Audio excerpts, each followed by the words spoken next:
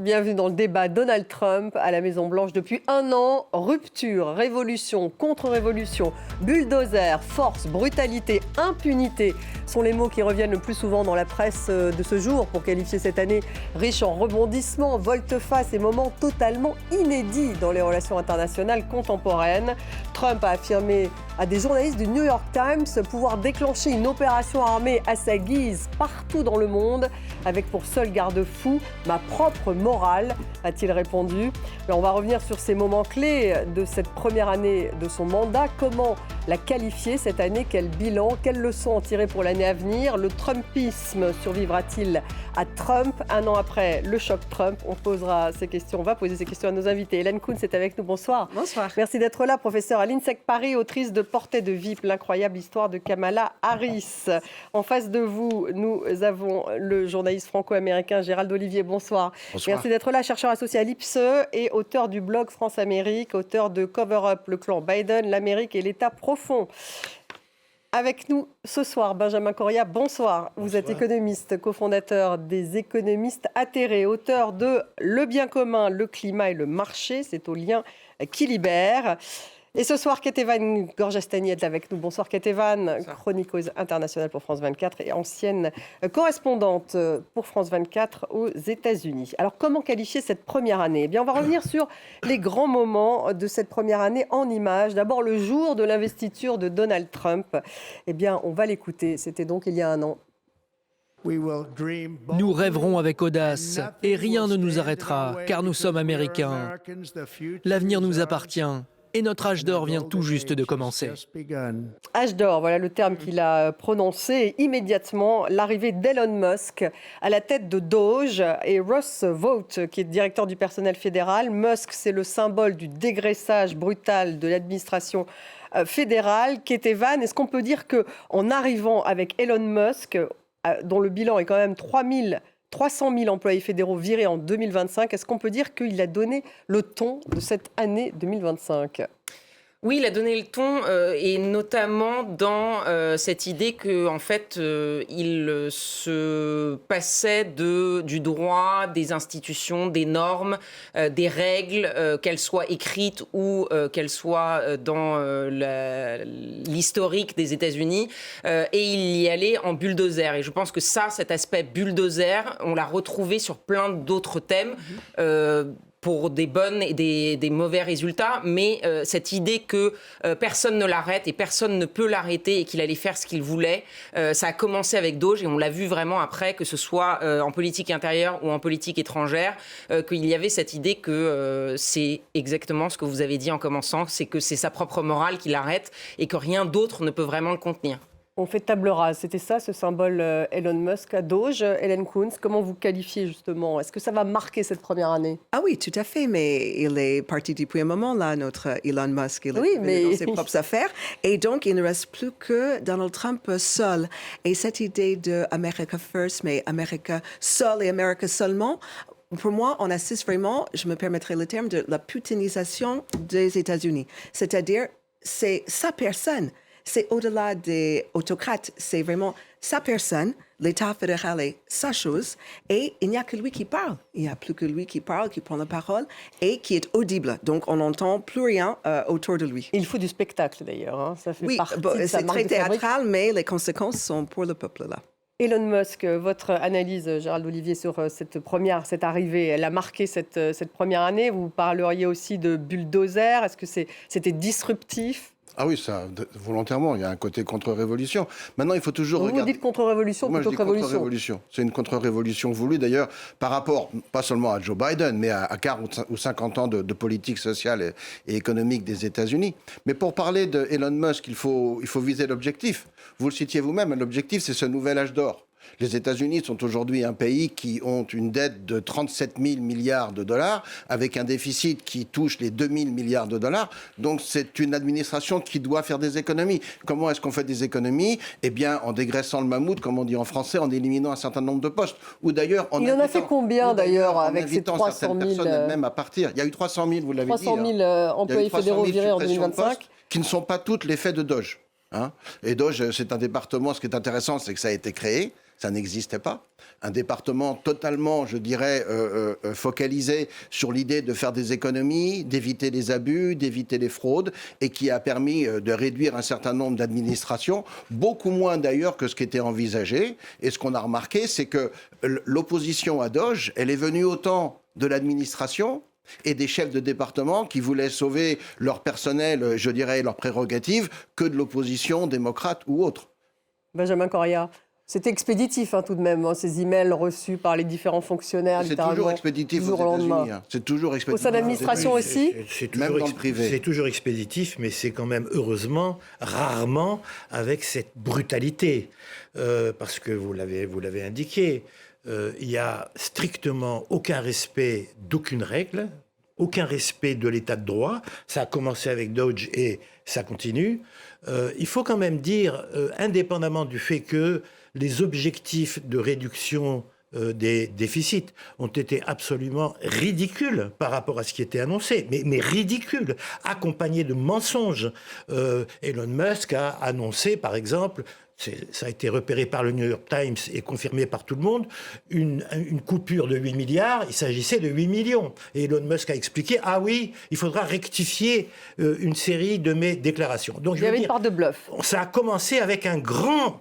J'ai envie de dire n'importe quoi, mais ce qui est grave, c'est que c'est pas n'importe quoi. C'est-à-dire qu'il y a la personnalité de Trump qui surrajoute à la brutalité, mais il y a un plan derrière. Il y a la fondation Heritage et il y a une vision contre-révolutionnaire de transformation de la société américaine. Donc effectivement, Doge, c'est les deux à la fois. C'est la brutalité, c'est la personnalité de Trump qui s'impose de manière extrêmement brutale, mais c'est aussi un plan.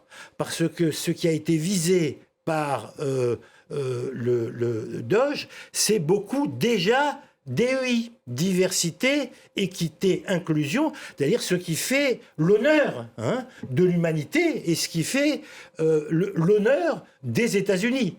Voilà comment ça a commencé. Un moment marquant, en tout cas, des relations internationales. On se souvient de cette séquence de Volodymyr Zelensky dans le bureau ovale avec Trump, J.D. Vance et Pete Hegseth, le ministre de la Défense, le ministre de la Guerre, puisque c'est le nouveau nom du Pentagone.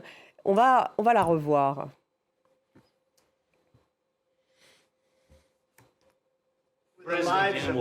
Vous jouez avec les vies de millions de personnes. Vous jouez avec la Troisième Guerre mondiale. Et ce que vous faites est très irrespectueux envers ce pays qui vous a soutenu beaucoup plus que ce qu'il aurait dû selon l'avis de certaines personnes. Kate Evan, elle va rester dans les livres d'histoire, cette séquence. Elle marque une sorte de basculement peut-être dans les relations internationales, dans le positionnement de leadership américain. Mais je pense que... on voit aujourd'hui où on en est dans les relations entre les alliés historiques et cette séquence à la Maison-Blanche avec Volodymyr Zelensky, c'était un peu le début. On voyait la façon, le ton employé envers un pays qui était un pays qui était aidé par les États-Unis et par les alliés et par l'OTAN contre une Russie qui était vue comme un adversaire. On a eu le discours de J.D. Vance à Munich qui a complètement fait exploser toutes les règles et les alliances d'antan. Et à l'époque, on se disait, bon, c'est peut-être pas complètement ça. Aujourd'hui, on voit bien le résultat. On voit que ça n'a été que de pire en pire. On a vu une image rapidement de ce sommet en Alaska avec Vladimir Poutine. Je voyais quelqu'un sur les réseaux sociaux qui disait aujourd'hui, Donald Trump menace ses alliés pour prendre un territoire, pour se protéger d'un homme pour lequel il a demandé aux militaires américains de dérouler le tapis rouge il y a quelques mois. Ça résume un peu ce qui se passe aujourd'hui au niveau des relations internationales. Donc ce parallèle, effectivement, entre Zelensky dans le bureau ovale, humilié, parce qu'on peut dire que c'est ça, c'est l'utilisation de l'humiliation, de l'intimidation, et puis Vladimir Poutine, au contraire, à qui on déroule le tapis rouge en Alaska. C'est vraiment deux séquences qui marquent 2025. Oui, et puis Zelensky s'est trouvé tout de même piégé là. Je déplore l'absence de décorum, l'absence d'accueil, à combien même ils ne sont pas d'accord sur les sujets. Je trouvais que nos dirigeants manquaient cruellement de tact. Et si vous voulez, le soft power... Le tact, c'était sûr que c'était pas vraiment... c'était pas la le soft séquence. power à l'américain, on le perd très vite. Hein, et il n'est pas dit qu'on le récupère comme ça. Donc ça a commencé avec Donc cette c'était une séquence-là. rupture pour vous? Oh, mais très clairement, nos dirigeants n'ont pas à accueillir un autre chef d'État de cette manière-là, sur le principe. Avec donc humiliation. Oui, c'était une double rupture et puis c'était aussi une mise en scène du pouvoir, et ça vous l'avez dit. Gérald Et c'était Olivier. une scène qui était destinée à Zelensky, mais qui était également destinée à beaucoup d'autres, des alliés et adversaires des États-Unis. Maintenant, cette scène, il faut quand même rappeler que l'entretien a duré 45 minutes.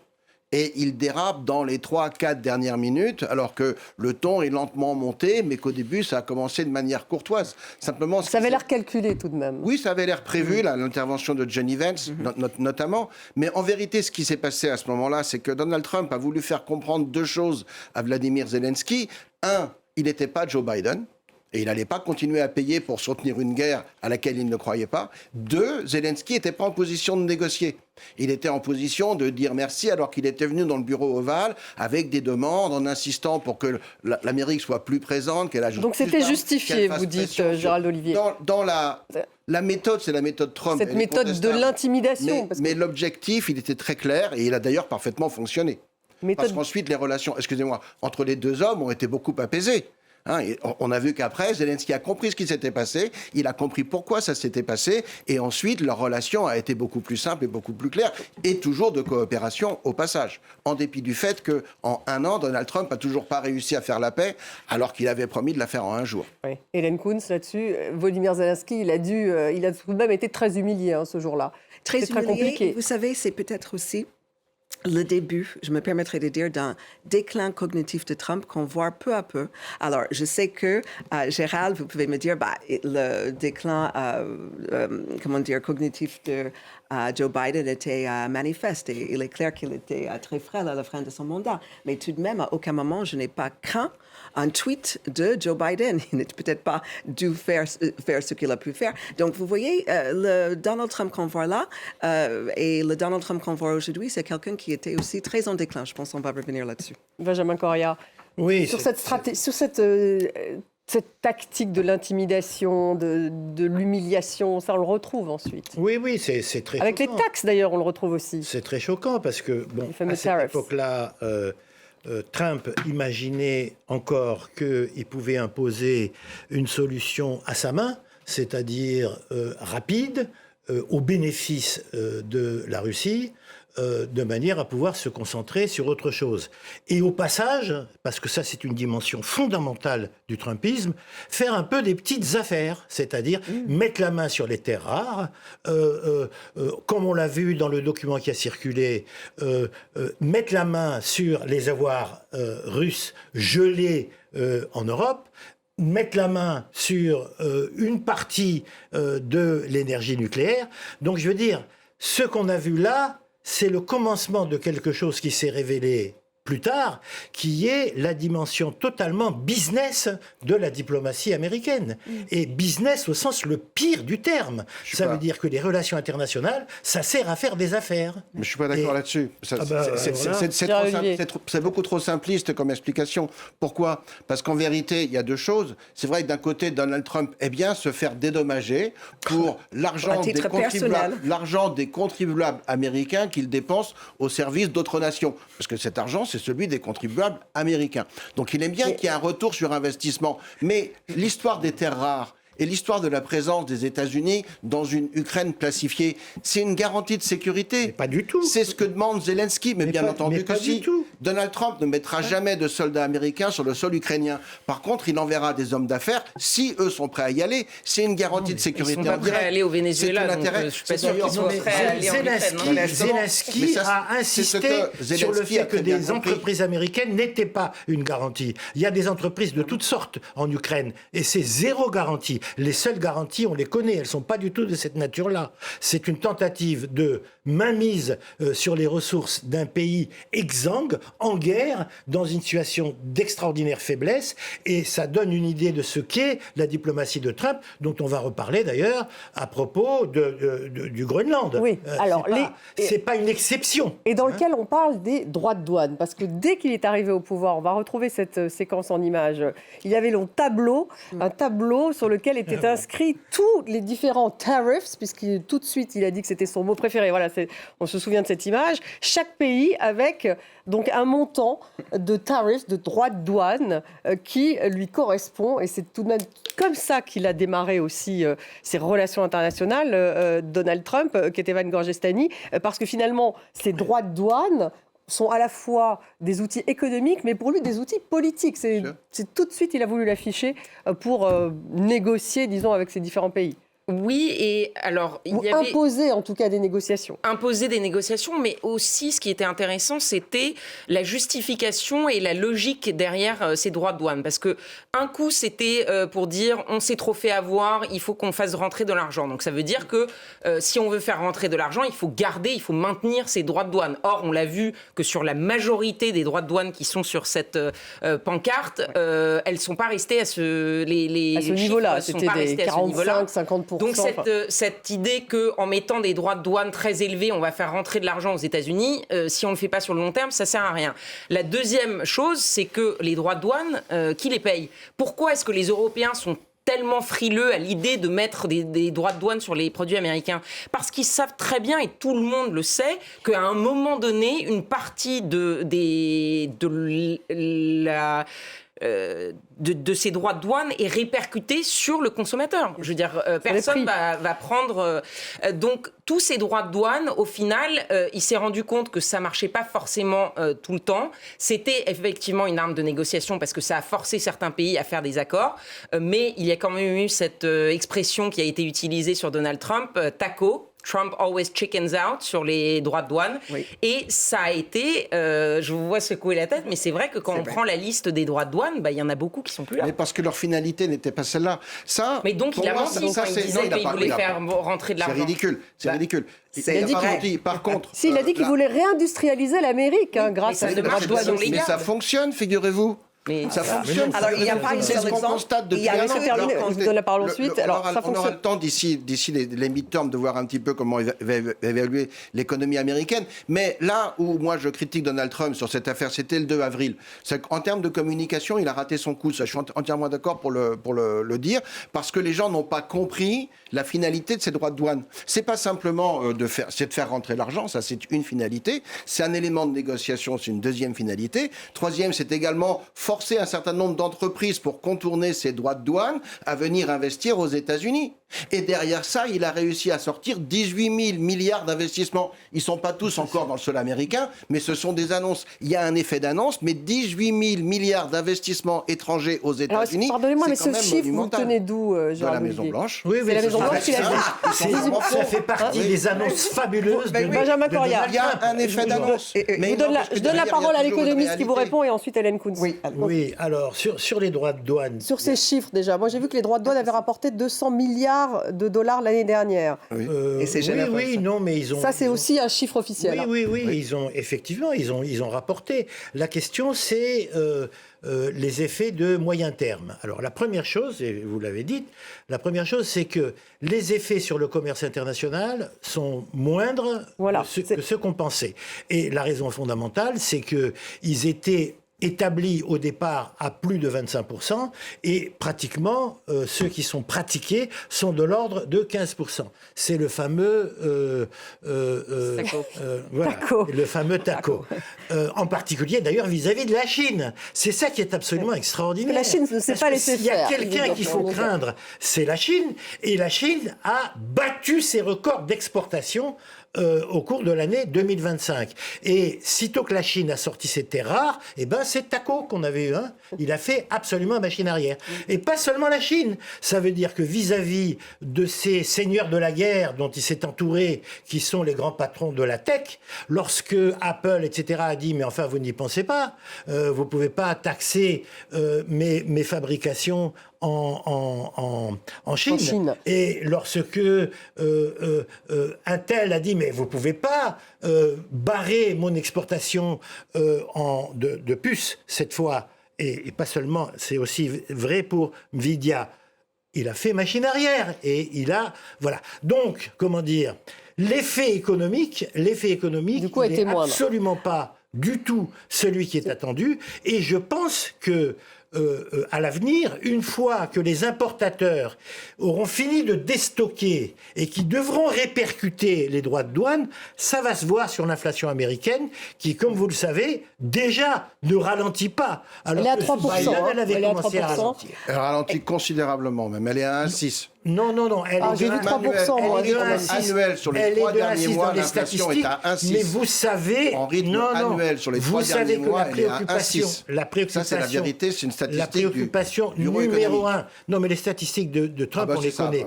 La préoccupation numéro 1 des Américains, vous le savez, c'est leur pouvoir d'achat. Oui. Et c'est l'appauvrissement. Oui. Et alors, c'est lié à quoi? Et le pouvoir d'achat, il baisse sur l'administration démocrate. Donc, c'est 1,6 ou pas 1,6? Je parle de ce qui est effectivement acquis par le peuple américain et il l'acquiert à des prix bien plus élevés. L'inflation sous Biden était à 9, elle est retombée à 1,6. Oui, elle a été retombée déjà sous Biden, vous le savez très bien. C'est lui qui l'avait fait monter pour commencer.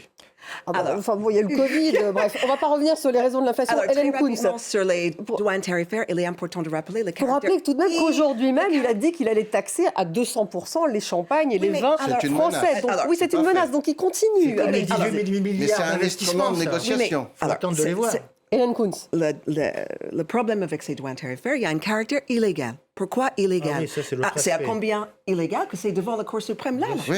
Donc on attend une décision de la Cour suprême. Mais qu'est-ce qu'elle va dire, la Cour suprême? Parce que pour l'instant... À mon avis, il risque à voter en touche parce que ça sous-entend aussi rembourser la terre entière, littéralement la terre entière. Mais le problème, c'est que c'est le propre du Congrès de fixer les douanes tarifaires. Et là, on voit un Congrès qui a abdiqué leur rôle et qui est de mèche avec ce nouveau système autoritaire. Donc, est-ce qu'il est de mèche? Parce que le pouvoir exécutif n'a jamais été aussi important qu'avec Trump. Mais c'est parce que le Congrès ne joue pas leur rôle. Si je peux me permettre, juste un mot. Je vous donnerai la parole ensuite, Benjamin Corrier. Il y a des ressortissants américains ici, alors je ne veux pas leur donner la leçon, mais ils savent, comme moi, que la condition de constitution des États-Unis, ça a été entre le Nord et le Sud que la question des droits de douane dépend du Congrès, pas du président. Évidemment. Parce que le Nord donc était ça pourrait être un fondement le Sud était libre-échangiste. Pour la décision de la Cour suprême. Voilà. Donc la Cour suprême est très ennuyée. Parce que normalement, il ne devrait même pas y avoir de discussion. C'est totalement inconstitutionnel. Étant donné qu'ils sont nommés par illégal. Mais ils ont ceci.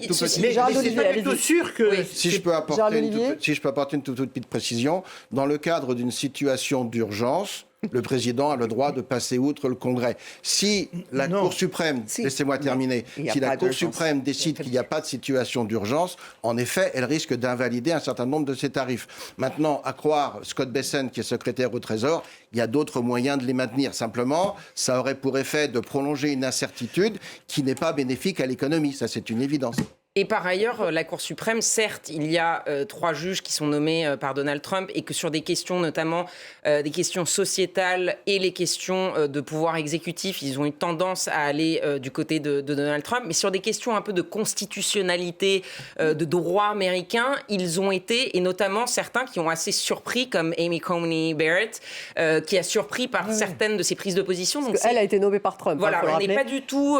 c'est pas une situation claire où on pourrait se dire, de toute façon, c'est sûr qu'ils vont laisser passer. C'est pour ça que tout le monde attend la décision avec impatience.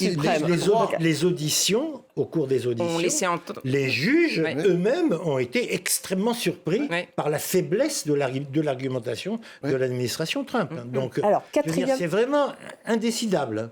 4e marqueur, celui de ICE, la politique anti-immigration financée par la Big Beautiful Bill de Donald Trump, qui agit donc, on a vu, bien sûr ces images, ce sont les images à Minneapolis, les toutes dernières, elle interpelle les immigrés clandestins, mais aussi des citoyens américains, ce qui se passe d'ailleurs à Minneapolis. Cette police, Hélène Kuntz, elle dépend totalement de l'administration Trump, elle a beaucoup d'argent.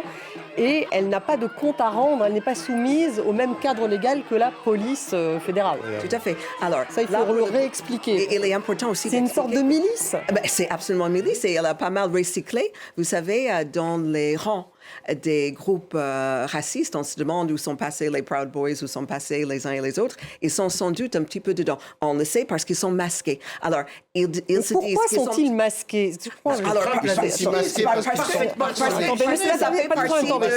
même une question.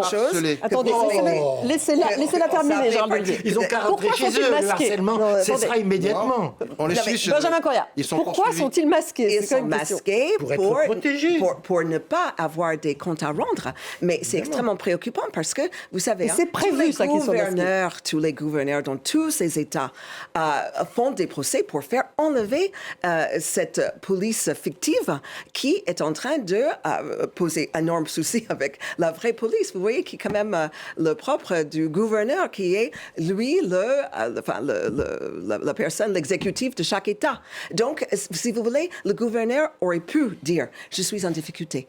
Envoyez-moi des renforts, envoyez-moi de l'aide. » Mais on est sur un cas contraire. Donc, cette idée de faire taire le public, de rendre les États-Unis dans des conditions au quotidien, vous voyez, hein, avec ça, s'ils y arrivent, les gens vont avoir du mal à voter d'ici à novembre. Gérald Olivier, sur ce dossier, il faudra vraiment qu'il y ait quelque part, je dirais, un rendu journalistique un tout petit peu honnête. ICE, c'est la police de l'immigration. L'immigration, c'est une politique qui dépend du gouvernement fédéral. De même que c'est le Congrès qui a le droit d'imposer des tarifs, c'est le gouvernement fédéral et le président qui ont la main mise sur l'immigration. Surtout l'immigration clandestine. Cette police, elle est là pour arrêter des clandestins, des gens qui ont franchi la frontière illégalement et qui ont de surcroît, la plupart du temps, commis des crimes aux États-Unis. Un État, je répète, je le dis, un État n'a pas le droit d'empêcher une agence fédérale d'effectuer son travail. Donc là, quand vous avez des manifestants qui interviennent pour stopper l'opération de ces agents, ce sont les manifestants qui violent la loi. Ça, c'est la première chose. Alors ça, j'en suis pas si sûr. La deuxième chose, si je peux me permettre, la deuxième chose, Donald Trump a été élu il y a un petit peu plus d'un an. Il a été élu très largement avec un programme qui expliquait clairement qu'il allait, 1, fermer la frontière, 2, expulser les clandestins. Il est en train d'appliquer la politique pour laquelle il a été élu. Quand des gens radicaux interviennent pour stopper cette politique, c'est eux qui violent la démocratie. Kétévan. Alors, d'une part, pour remettre un peu quelque chose dans l'ordre, ICE, alors certainement que le gouverneur n'a pas le droit d'empêcher ICE d'intervenir. En revanche, ils ont le droit, et c'est ce que certains d'entre eux ont fait, de dire nos forces étatiques n'aideront pas ICE à intervenir. Qu'ils se débrouillent tout seuls, ils viennent, ils se débrouillent tout seuls. Donc on ne va pas les aider. C'est d'ailleurs pour ça qu'on a vu Trump envoyer de la garde nationale pour aider ICE et protéger ICE dans ces endroits, puisque certaines des forces étatiques ne les aidaient pas. Par ailleurs, il est arrivé au pouvoir, Donald Trump, en disant on va arrêter the worst of the worst, les pires du pire, les criminels. Aujourd'hui, je regardais les chiffres qui ont été donnés par l'administration Trump. Il y a environ 73 000 personnes qui sont actuellement en détention aux États-Unis, qui sont des sans-papiers. Sur ces 73 000, ce qui est un record historique, donc là-dessus, il avait promis qu'il arrêterait tout le monde, il les a arrêtés. En revanche, quand on regarde sur le dossier criminel, est-ce que c'est les pires du pire ? 70% de ceux qui sont actuellement en détention, à peu près, n'ont rien sur leur dossier, à part le fait d'avoir franchi la frontière illégalement. Et sur le reste, les 30% restants, il y a effectivement des vrais criminels, mais il y a aussi une majorité de gens qui ont commis des choses comme des infractions au code de la route, ce qui est une infraction, ce n'est pas un crime. Et d'ailleurs, sur les Américains, et ils l'ont élu pour ça, les derniers sondages, parce qu'on a eu une flopée de sondages pour ces 1 an, et notamment sur l'immigration, c'est le sujet sur lequel les Américains sont les moins contents de Donald Trump. Seulement 38% sont favorables à la façon dont il s'occupe de l'immigration. Et je finirai sur juste un point, puisque vous avez mentionné la frontière. La fermeture de la frontière, ça, ils sont d'accord. Ça, les Américains sont très contents, puisqu'il a vraiment réussi à boucler la frontière. Il y a aujourd'hui 10 000 à peu près personnes qui passent tous les mois. C'était 100 000 à la fin du mandat de Joe Biden. Et là-dessus, il y est c'est toujours très favorable. En revanche, sur les tactiques de ICE et cette idée qu'on arrête des gens dans la rue sans autre forme de procès, ça passe beaucoup moins bien. Et on l'a vu dans les élections spéciales en octobre et en novembre, là récemment. Les chiffres pour les républicains ne sont pas très bons, et notamment sur l'immigration. Et je cite Joe Rogan, qui est un podcasteur très proche des Trumpistes, qui lui parle, je l'ai entendu dans son podcast, il parle de Gestapo, alors que lui, c'est un vrai Trumpiste, Gérald Olivier. Donc même lui, même un Joe Rogan, finalement... est révolté. Bon, évidemment, il y a eu en plus la mort de René Good. Et puis il réagissait à l'idée de demander les papiers aux Américains. Parce qu'il y avait une idée ICE pourrait demander à un Américain, enfin n'importe qui dans la rue, montrez-moi vos papiers. Et c'est là-dessus que ça, c'est pas du tout la tradition américaine. On n'a pas par rapport à ce que vous venez de dire. Parce que même sans le vouloir peut-être, vous avez abondé dans mon sens. Parce qu'en effet, la police locale, la police d'un maire, une police municipale n'est pas obligée de venir aider la police de la frontière à faire son travail. Par contre, lorsque vous avez dit Donald Trump a menacé de déployer la garde nationale parce que les forces de l'ordre locales refusaient de venir protéger ICE. Vous avez des manifestants qui sont plus que des manifestants, qui font de la provocation, qui font même parfois des guet-apens. Il y a eu des sortes de pièges tendus aux officiers de ICE pour les attaquer. Et dans ce cas-là, si la police locale ne vient pas protéger les forces fédérales, eh bien inévitablement, le président doit trouver une autre solution. Et ça, c'est aussi devant les tribunaux, puisque c'est pas clair sur est-ce qu'il a le droit d'appeler la garde nationale pour protéger ICE ou pas. Donc, il y a 1500 militaires qui attendent d'être envoyés à Minneapolis. Je voudrais rajouter une chose. Indépendamment des chiffres que vous avez rappelés, sur le fait que la très grande majorité des gens qui ont été arrêtés n'auraient pas dû l'être, étant donné la nature des infractions qu'ils ont commises ou tout simplement n'ont pas commises, indépendamment de ces chiffres-là, il y a quelques petites choses qu'il faut préciser sur ICE qui expliquent pourquoi c'est bien davantage une milice au service de la politique de Trump que une agence où... c'est pas Trump qui a créé ICE. Attendez. Il l'a pas créé. Il a mis beaucoup d'argent. Les gens ne savent pas, et il faut le dire, que pour être recruté dans ICE, on n'a besoin d'aucun diplôme. Ça veut dire que on a affaire à des gens qui sont sans formation, sans instruction. Par ailleurs, ils sont protégés par leur masque, par la nature des opérations qu'ils peuvent faire. Faut-il rappeler qu'à propos de la dernière personne qui a été assassinée par un garde de ICE, le vice-président, M. Vance, a déclaré « Ces gens sont protégés de tout, ils peuvent faire ce qu'ils veulent ». Il faut que les Américains le comprennent. Cette dame n'a pas été assassinée, cette dame a été tuée par un agent qui a agi en état de légitime défense. Non, la vidéo le montre. Ce que vous dites, c'est un mensonge. Vous ne pouvez pas dire ça. La vidéo le montre. Vous ne pouvez pas dire ça. Vous ne pouvez pas dire ça parce que... Il y a une enquête en cours. Il y a une enquête en cours. Elle a utilisé sa voiture comme voiture bélier. On sait ce que c'est que... Il y a une enquête en cours. Il y a une enquête en cours. Non, il faut dire une chose quand même. Lorsque le ministère de la Justice a voulu ouvrir une enquête pour savoir ce qu'il en était. S'agissait-il d'une voiture bélier ou s'agissait-il d'un assassinat ?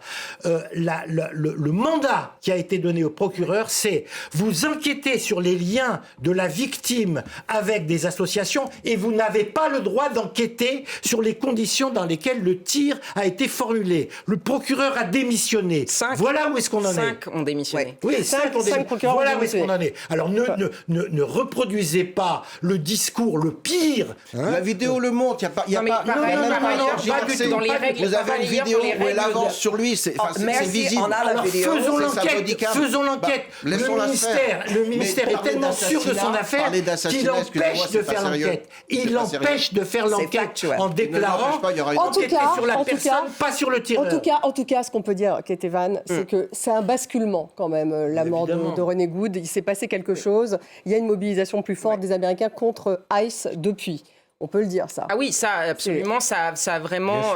Mais c'est parce que les radicaux voulaient. Ils voulaient George Floyd. Non, mais la dernière chose que je alors on voudrais ne sait pas, parce que ajouter- pour l'instant, laissez Ketevan juste terminer, s'il vous plaît. Pour le côté prise de conscience, en fait, il y a eu un sondage qui a été fait sur est-ce que vous avez vu la vidéo ou entendu parler de ce qui est arrivé à René Good, et il y avait un chiffre du style 90%. Oui, c'est quelque chose aux États-Unis et même ailleurs aujourd'hui, d'avoir 90% d'une population ou des gens interrogés qui vous disent « j'ai vu ça, j'ai entendu parler de cette information », c'est énorme. Donc c'est quelque chose qui a touché, qui est passé outre les barrières politiques, d'âge, de classe sociale, de couleur de peau. Ça a vraiment atteint tout le monde. Après, tout le monde n'est pas d'accord sur ce qu'ils ont vu, mais tout le monde l'a vu. Et donc ça a déclenché quelque chose aux États-Unis. Et il nous reste 5 minutes d'émission. Pardonnez-moi. Un tout petit mot, parce que c'est quand même important. ICE a été déployé pratiquement à 100% dans des villes tenues par les démocrates. Oui. Parce qu'il n'y a pas d'assassins réfugiés dans les villes républicaines. Ceci montre le caractère entièrement politique de l'usage qui est fait par dans ICE. les villes démocrates où il y a des accrochements. Mais oui, c'est ça. Mais oui, déployé dans les villes républicaines, c'est déjà la On continuera à en parler d'ICE, mais là, il reste 5 minutes pour terminer cette émission. On va faire un peu de prospective. D'abord, est-ce que le Trumpisme va survivre à Trump? Ça, c'est quand même une question qu'on se pose. Hélène Kuntz. Alors, je demeure un tout petit peu optimiste que... Qui va mourir avec lui. Non, mais pas qu'il meure, mais que c'était effectivement vraiment porté par sa personne. Demain, J.D. Vance prend le poste, voilà, enfin, je veux dire, il ne peut pas peser. Sa personne, sa personnalité ne peut pas peser comme on a vu Trump depuis, d'ailleurs, je dirais Trump depuis 30 ans. Trump était un homme extrêmement populaire, très connu. Donc ça colle trop à la personnalité de Trump. Et on l'a vu, comme vous avez évoqué tout à l'heure, dans ces dernières lots d'élections. Justement, ben oui, en parlant de Donald Trump, le voilà qui arrive. Il va donner une conférence de presse. Maintenant, à la Maison-Blanche. Le voilà avec ses 365 wins, c'est-à-dire 365 fiches. Vous disiez, Ketevan, une par jour, c'est pour les 365 jours. Oui, c'est la Maison-Blanche qui a distribué ce document juste avant le début de cette conf de presse. Pour les 1 an d'anniversaire. On Donald Trump était en surprise, là.